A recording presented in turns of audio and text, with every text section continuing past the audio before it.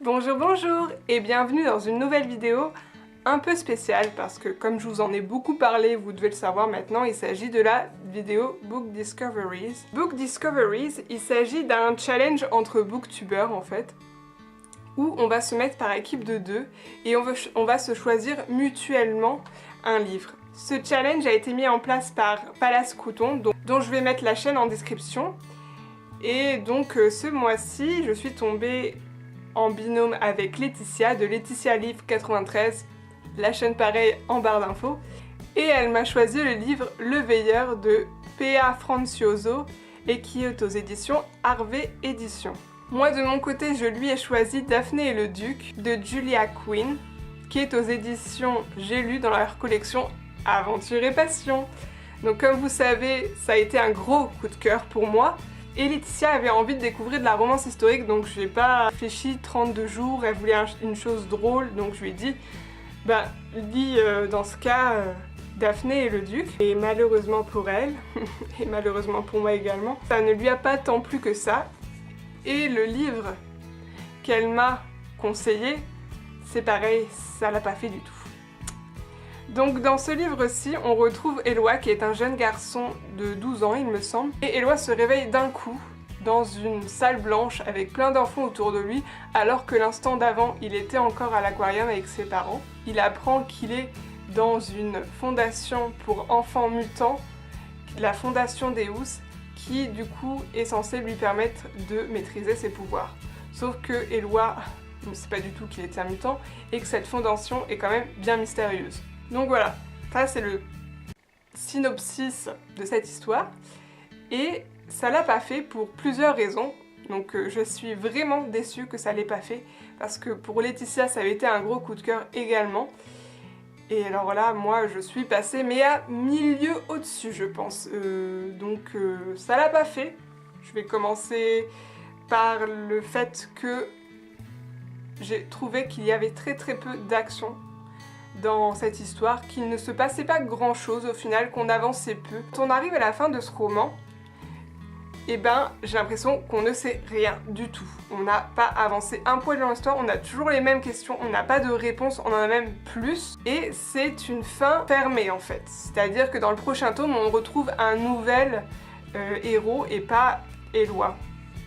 Donc j'ai vraiment été surprise parce que finalement... quand j'ai terminé, je me suis dit tout ça pour ça. Ensuite, je ne me suis pas du tout attachée à Éloi. Je ne l'ai pas trouvé très bien comme personnage principal, mais ça m'arrive assez souvent, en fait, que je n'aime pas les personnages principaux, comme je vous ai parlé, par exemple, des chroniques de Karn. Karn n'est pas mon personnage préféré de cette série, et là, je me suis dit, c'est pas grave, généralement je me rattrape sur les personnages secondaires que j'apprécie énormément. Malheureusement, dans ce tome-ci, les personnages secondaires sont vraiment laissés à désirer. Je ne trouve qu'ils ne sont pas assez fouillés, on ne s'attache pas à eux. Ils sont plus là en tant que figurants, je trouve. Ce sont plus des figurants que des personnages secondaires. Et je suis vraiment déçue parce que je pense que j'aurais pu énormément aimer le personnage de Vulcain, le camarade de chambre d'Éloi, qui, je pense, promettait de très drôle scène, mais qui au final, on le voit quasiment pas. On comprend pas ses décisions, et au final c'est juste quelqu'un de figurant qui passe dans l'histoire. Donc j'ai vraiment été déçue pour ça, et du coup je n'avais aucun personnage auquel m'identifier, auquel me raccrocher, qui me plaisait vraiment, donc ça m'a pas facilité la lecture. Le point positif de l'histoire, c'est qu'elle se lit très vite. Honnêtement, je n'ai rien à dire là-dessus, c'est fluide, on avance vite, les chapitres sont très courts. Donc ça c'est le point positif et qui m'a permis de me sortir de cette lecture parce que sinon je ne suis pas sûre d'être arrivée jusqu'au bout. Après tous ces points négatifs et tout ça, je me suis dit ok, je pense que le problème vient de moi. Parce qu'il y a des gens qui l'ont adoré. Laetitia l'a adoré et ça a été également un coup de cœur pour Palace Crouton. Et moi, ça l'a pas fait. Je me dis c'est peut-être parce que je suis trop vieille, tout simplement. Ce livre-ci est un livre de roman jeunesse. Donc le personnage d'Éloi a 12 ans et voilà, je me dis ça y est, je je crois que c'est fini, j'ai pris un coup de vieux. Je suis très vieille, je n'arrive pas à me plonger dans les personnages, je ris de leurs problèmes amoureux, et voilà, je suis peut-être trop vieille maintenant. Donc voici pour cette première vidéo Book Discoveries.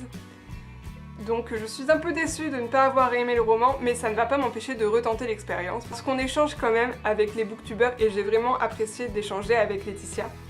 Donc vous allez en revoir souvent de ces vidéos. Bon, c'est une toutes les 2 mois, donc c'est pas non plus trop fou comme rythme. Donc si vous avez aimé ce livre, si vous n'avez pas aimé ce livre, n'hésitez pas à me le dire en commentaire. J'aimerais bien avoir d'autres avis qui rejoignent le mien peut-être, ou alors qui diffèrent complètement. Et dans ce cas, je me dis que je suis vraiment vieille dans ce couloir.